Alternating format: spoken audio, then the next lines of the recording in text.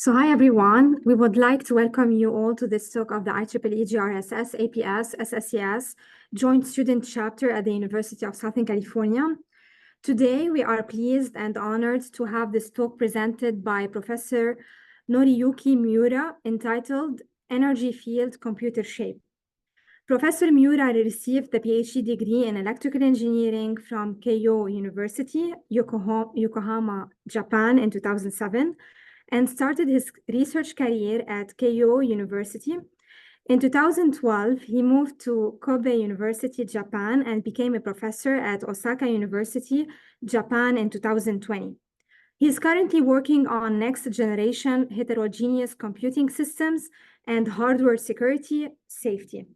Dr. Miura is currently serving as a Technical Program Committee TPC member for ISSC and Symposium on VLSI.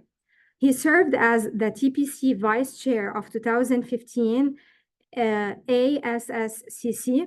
He was a recipient of the top ISSC paper contributors 2004 to 2013. Professor Miura, we would like to welcome you again, and the floor is yours. Thank you very much for a kind introduction, Miura, and thank you for giving me this opportunity, Konstantin. Today I'm going to talk about this energy field and computer shape. I did the research for 4 years, getting the fund from the Japanese government to study on next generation heterogeneous computing system. And today I will talk about the research summary of this 4 years research project on the heterogeneous computing system. So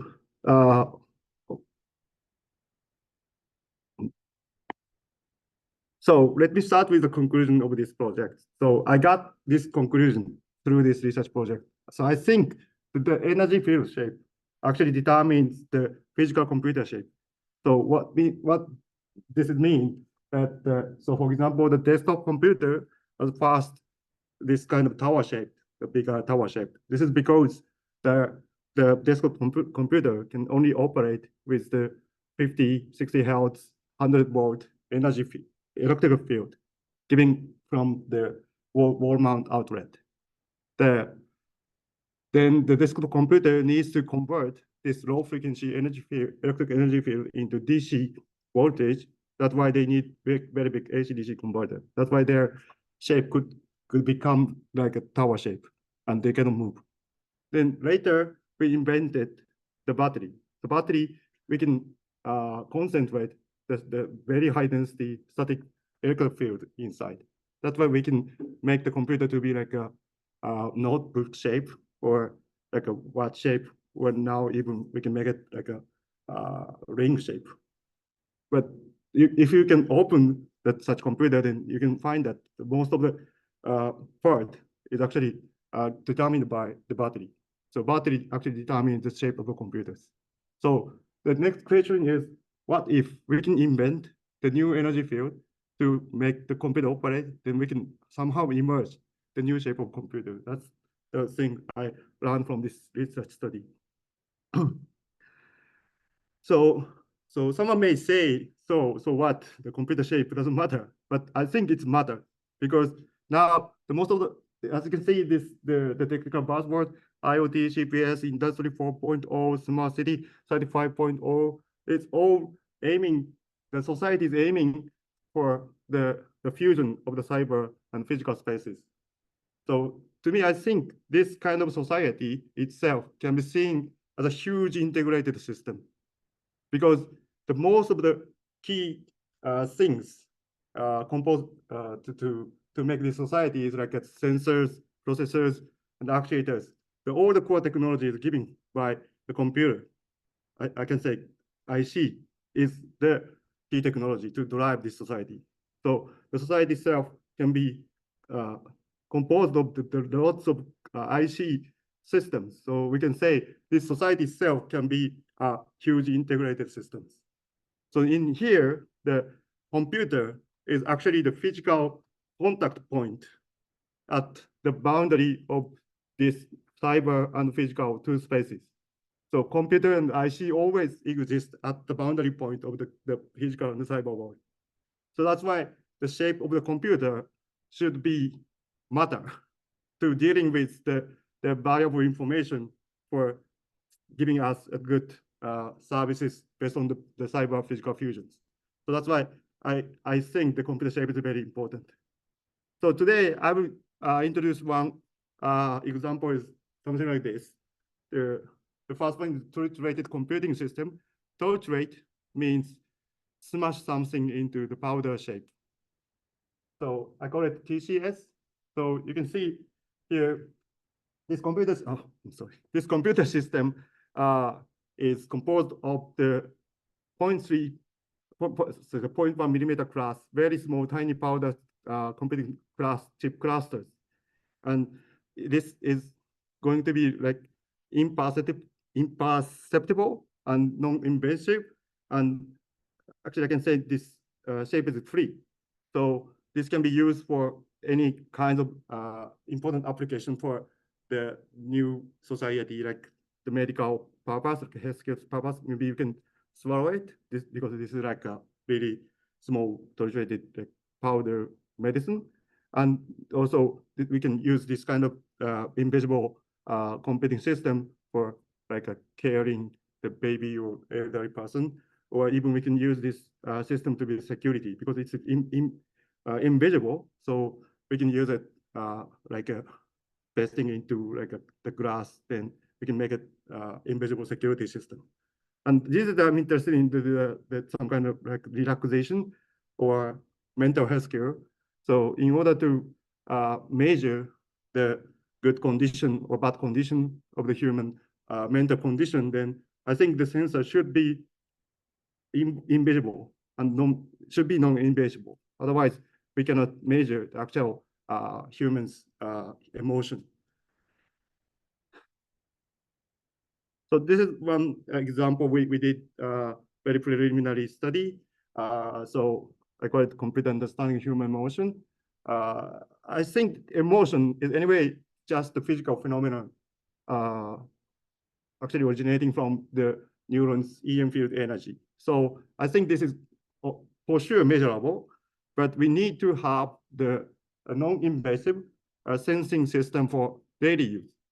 So if you can see, of course, the MRI, this is not for the emotion estimation system, but this can be a good tool to understanding the activity of the brain side. That's why they can use for understanding the emotion.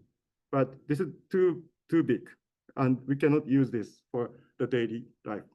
So that's why we need to have more lightweight and easy detachable small sensors for daily use.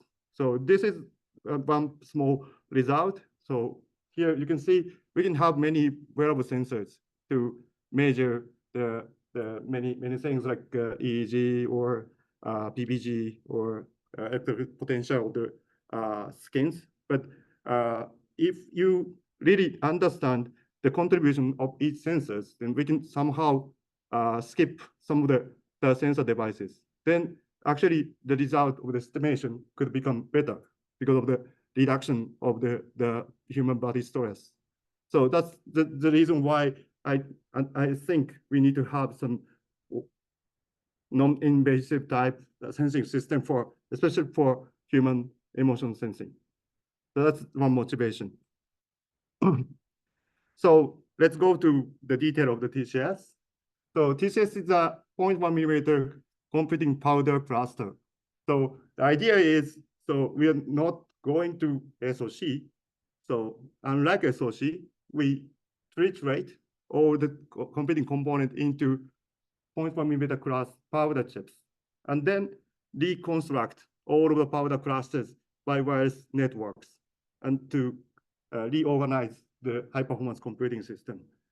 But by doing this, the computers, the physical size, minimum physical size is always 0.1 millimeter size. So this is very, like a sand. So it's very small. And if you add the additional component, I can say the compound, the additional powders, then you can scale the performance of the computing system. Even though this is small, but you can scale up the performance by adding the new competing powders. And the energy field here is battery, which is powdered similarly to the competing components. So by using here we use the inductive coupling power line communication to deliver the wirelessly power to the from the battery chip to the competing components, proximity using the inductive coupling. And this power link can be also used for the data communication among the powder chips. So from now, I can explain the fundamental technology to realize this kind of tortured computing system.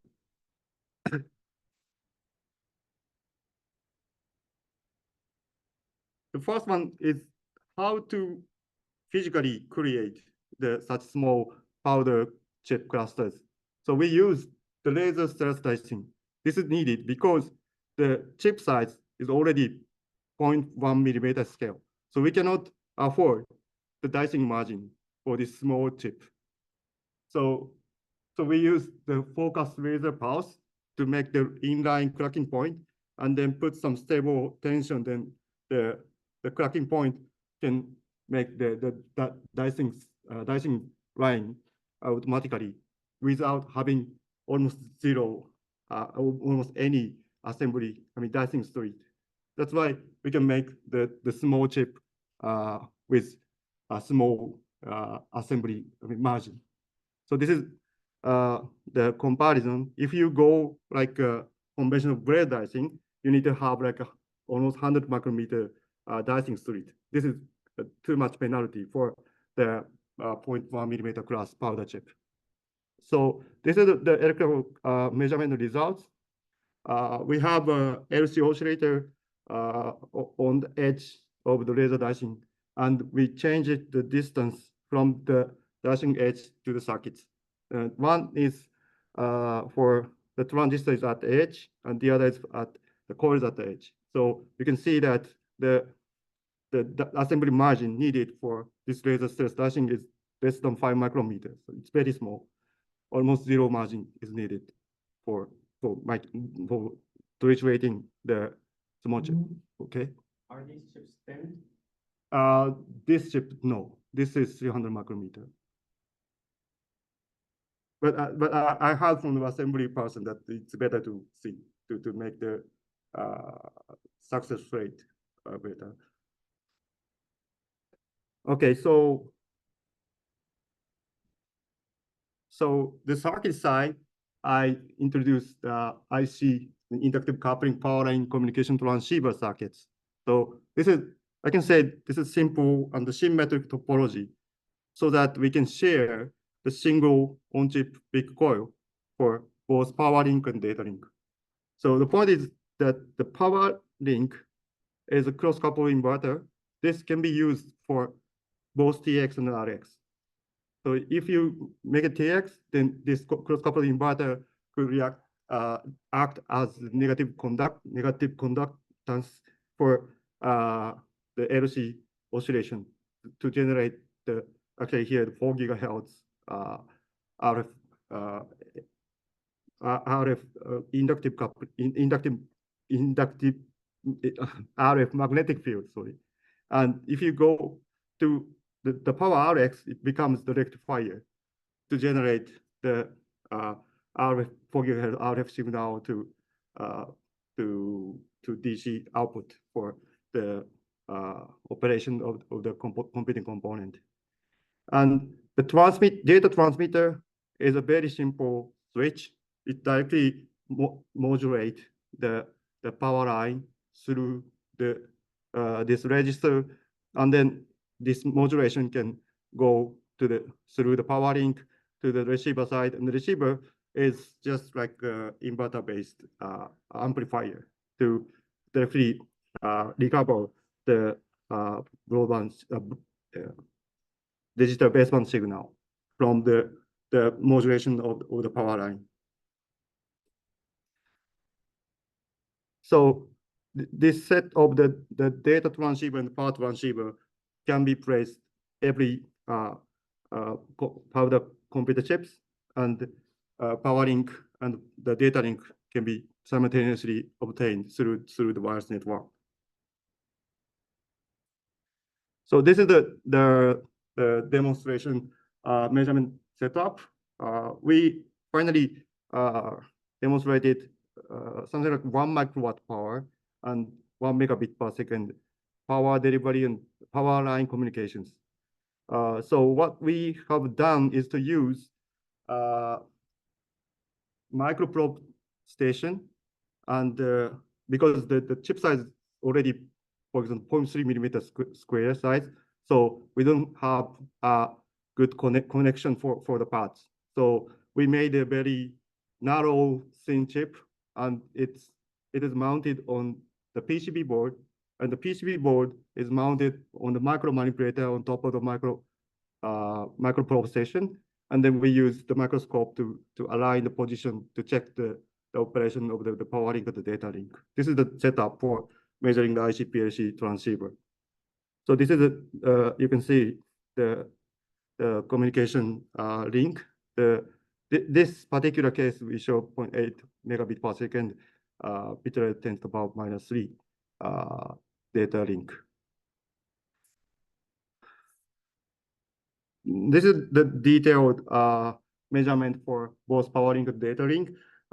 You can see here the conclusion is that we can extend the network connectivity for the power line by stacking the rectifiers in series. And you can say we can say that the communication, I mean the link range is about the size of the coil diameter. So if you have a 0.3 millimeter coil on chip, then the link range for the proper power delivery is like 0.3 millimeter. Laterally? Laterally, it cannot. Next You to it. have to be face to face. Oh, okay. Face So to it needs face. to be stacked.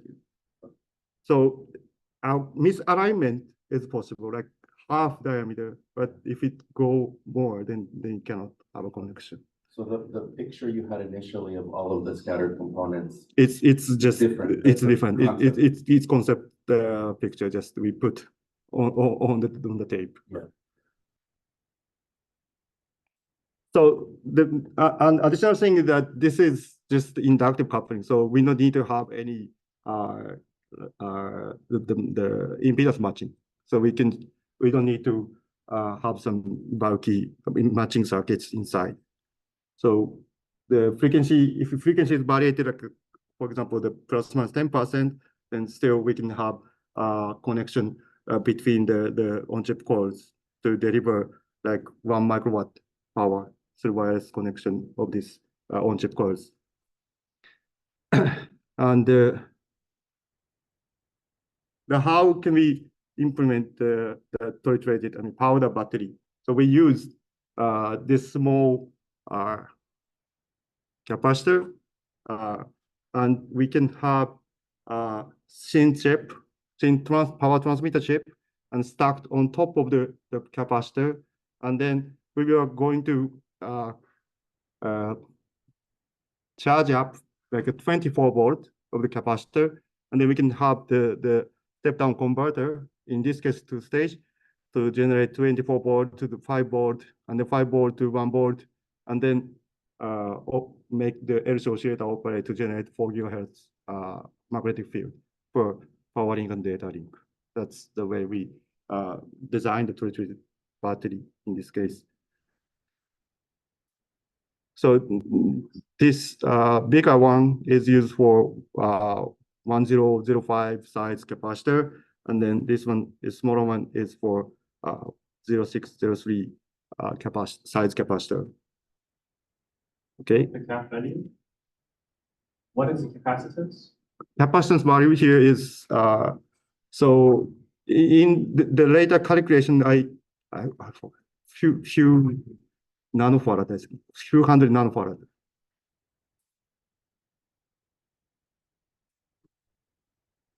So the one unique character of this TCS is that it's inherently heterogeneous.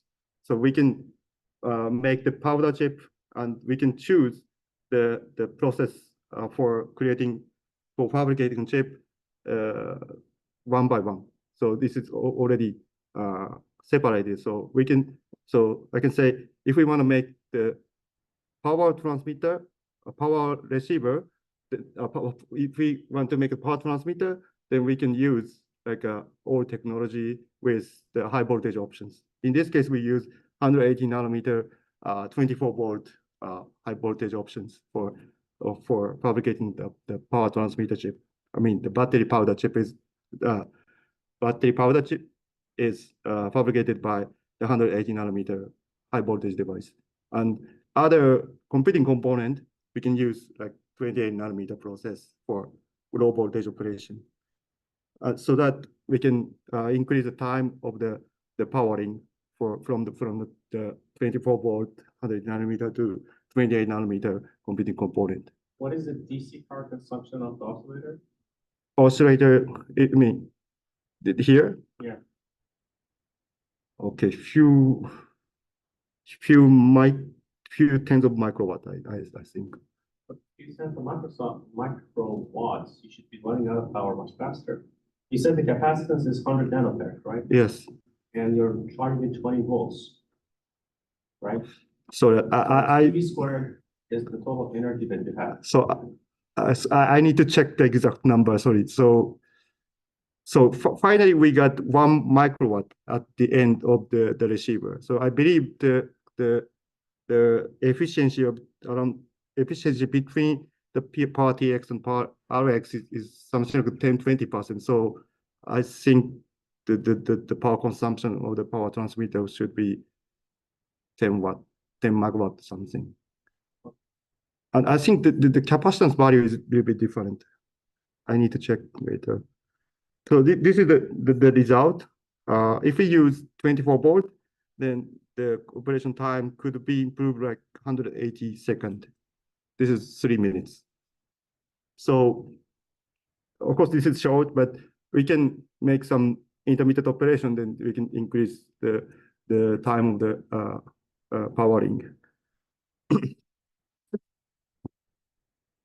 So for the first demonstrator, we designed the temperature sensor in 28 nanometer process.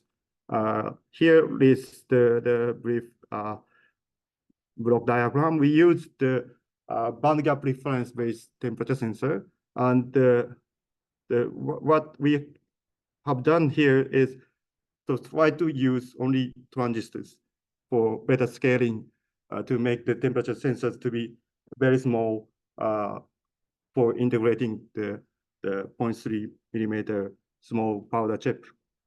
So in 28 nanometer, the sensor part is very small, like almost 50 micrometer square. It's very small. And we can use the VGA output and the intermediate CTAT output for measuring the temperatures. So this is the measured temperature result, and it's actually quite robust against the voltage and the voltage variation. So here you can see, like, if we have voltage variation from 0.7 to 1.2 volt, the temperature sensor could output linear output up to 0 to 100 degrees. So this is quite robust, but since we are using very unstable powering between the powders, so the power link could be unstable depending on the position of the powder chips. So in this case, we can use this BGR circuits for the network monitoring. So for example, here, the BGR output is always stable against the temperature and voltage up to some level. So if the power link become very weak, then the BGR output could suddenly drop down. So we can use this BGR output as a network monitor. This can be used for the more intelligent operation of the powder chip clusters. So next slide, you can see the results. So for example, if we have the here the 100 sensors and the measuring 400 times temperature, starting from 10 to 50 degrees Celsius, then if there's no any control in the network with network quality monitor, the actual temperature error, major temperature error could become very huge. So if we have the network connected monitor, then we can autonomously stop the operation of the temperature sensor operating under the unwanted conditions. Then the actual error will be reduced. And finally, if we get the average out, the getting the temperature sensor data, then with the quality monitor, the final average temperature error could be within plus minus one degree Celsius. So this kind of the quality-driven sensing is very important for this kind of cluster type distributed computing system. So this is kind of one future direction of this autonomous group control of distributed computing system. Okay. So this is the first part of my research, and so in the case of the TCS, we actually invented the new energy field by introducing the solid-rated powder battery. But what if we can find new energy source, energy field, which is unused for the computing system ever? So then in that case, we can actually invent new shape of emerging computer based on the found new energy field. That's the second idea I had in this research project. For the new energy field, I found we can use the plasma, high energy plasma during the semiconductor fabrication. This energy can be used for the make the circuit to be operate during the semiconductor fabrication. This is one idea of, I call it fetal movement circuit because the circuit is operating before birth. So this is the concept. So especially for the etching instrument, it has very strong plasma for etching of the pattern of the semiconductor devices. But this is, I think, well known as an antenna effect. It can be, the power is something like destroying the silicon transistor gate, right? So this kind of high energy can be used for circuit operation. So this is the way to use the plasma. So we have in this case, the top metal layer is used for the collecting the plasma ions, plasma electrons during the etching. And then this energy could be rectified, and then we can get the DC power source to make the circuit operate during the semiconductor fabrication. That's the idea. So in order to collect the plasma based energy, we need to have actually quite huge antennas. Otherwise, the circuit doesn't operate. But we can make this antenna to put on the dicing street of the wafers. If we can make the very long comb-shaped antenna, this fetal movement circuit could be laid out within the, for example, 80 micrometers, the conventional braid dicing street. So because this fetal movement circuit, the fetal movement circuit for powering during the semiconductor fabrication doesn't need after the fabrication. So this circuit could be placed in the dicing street, and then after finishing their role, then we can just remove it. So, and the circuit, it can be useful for after the fabrication can be left in the ICs. This is another idea of using the placing the fetal movement circuit during the fabrication. So in this study, what I have done is to demonstrate the PAF circuits programmed during the semiconductor fabrication. PAF, do you know, right? PAF, you don't know. PAF is a physically, so let's just say this is just, you can say just ID for the chips. So, but so in this case, we use the oxide breakdown PAF. So this is the cell, and we have the smallest size transistors. This pair, if we apply very high voltage for both simultaneously, one of the gate will be oxide break, but the other will not. It depends on the static operation, so that we can not control the static operation. That's why it becomes almost random output. So we can make random path, and this can be used for generating like unclonable ID of the chips. So we use the fetal movement circuit to self-program this oxide breakdown path during the fabrication. So we have two fetal movement circuits. One is for breaking the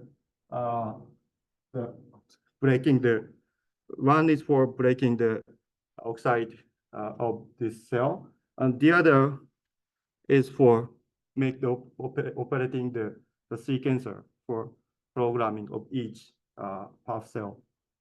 So operation is something like this. So you get the plasma energy, and then we have a rectifier to generate the stable voltage for the breaking down and the sequence operation.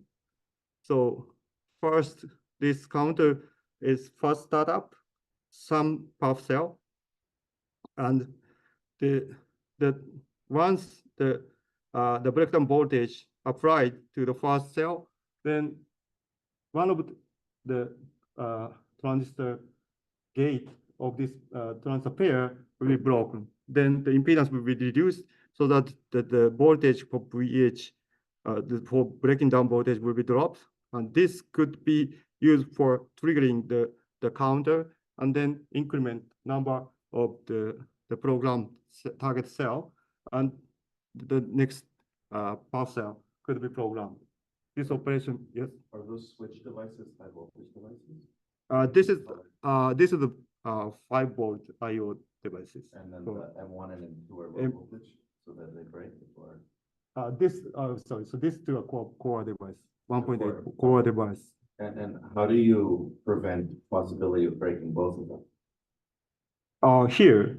You said one of them will break. Why does only one break and not both? Yeah, because if one is break, then the impedance will be reduced, so that the voltage for the for this, the breaking down voltage will be actually dropped.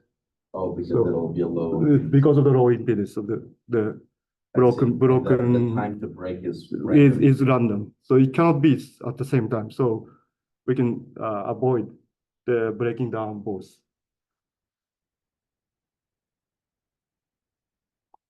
Okay, so this is the actual measurement result. So you can see we have how many samples? So this is the so we made a 230 path cells, and you can see this is the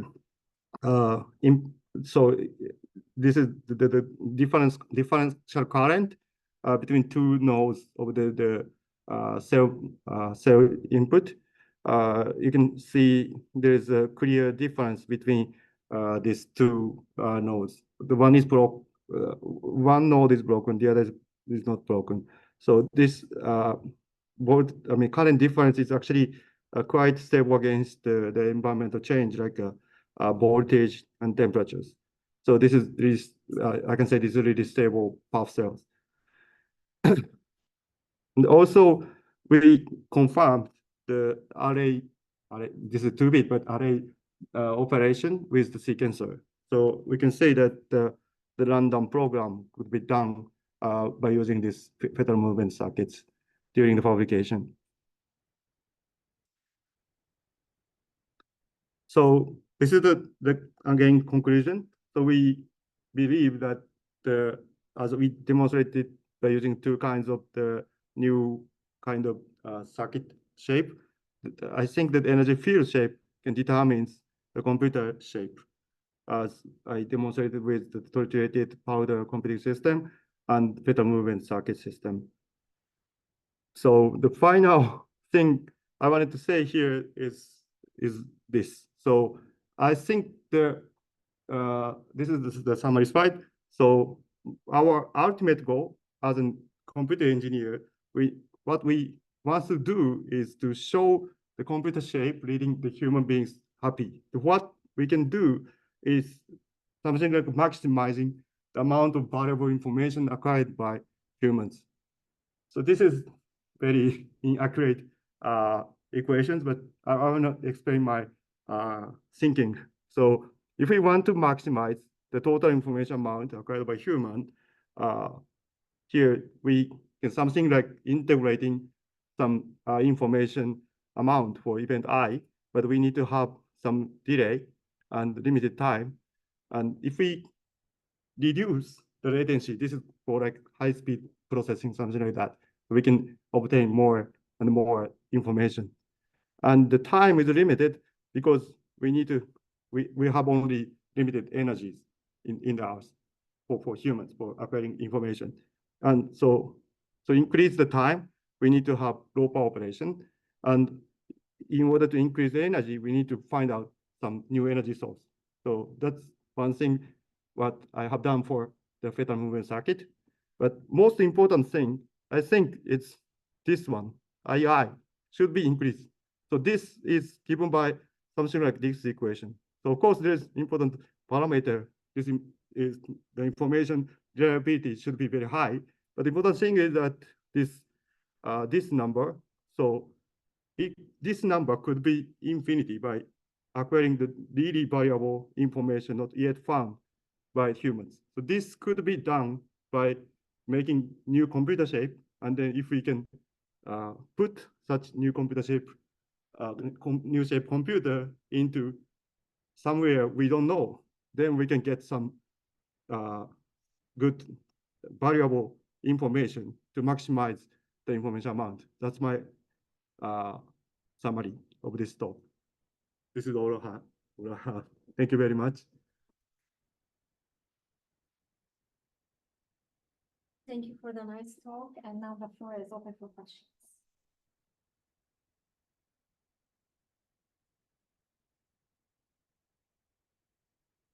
I wanted to ask, so going back to like the concept for the distributed computing where you have all of these things sort of arranged sort of as like little dust particles. Do you have like a vision for being able to actually achieve that versus, because the current with the coils, you said they currently have to be stacked very closely to each other. And so that could potentially be challenging. For data, I can imagine it might be a little bit easier because you could have some sort of like antennas that can transmit laterally. But for power, do you think maybe you could have the substrate can provide somehow power either capacitively or inductively so that you can, because I think that your goal is to eventually get to something more like this, right?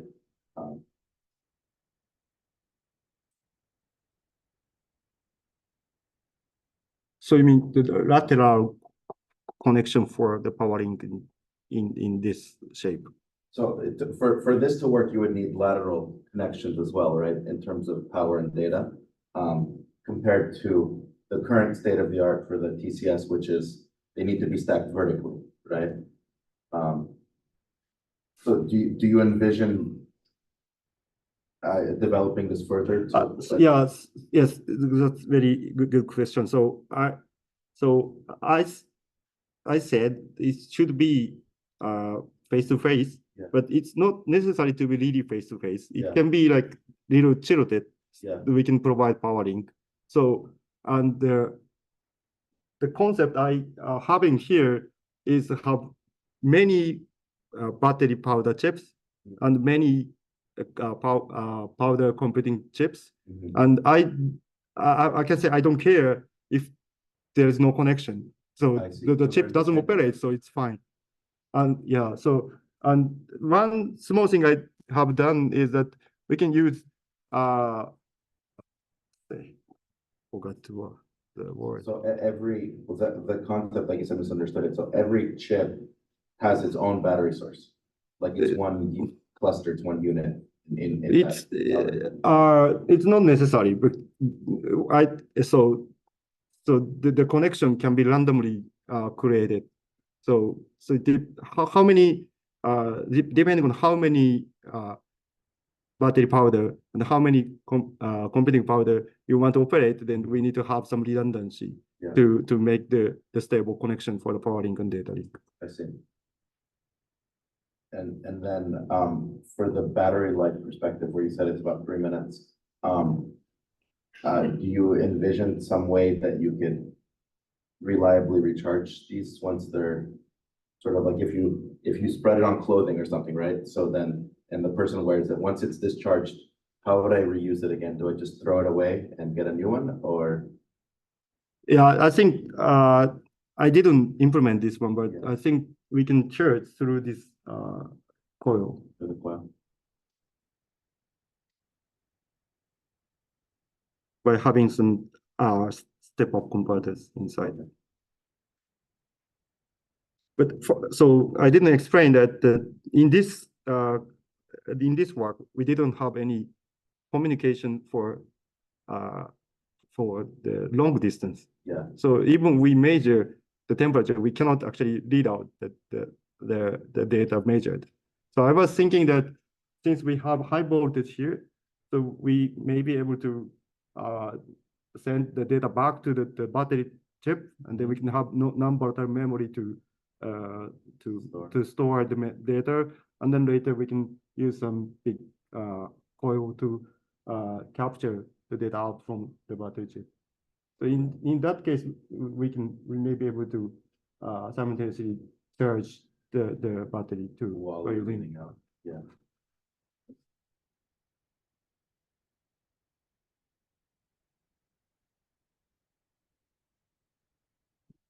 Nobody has any other questions? No, speaker. Thank you. Thank you. Thank you.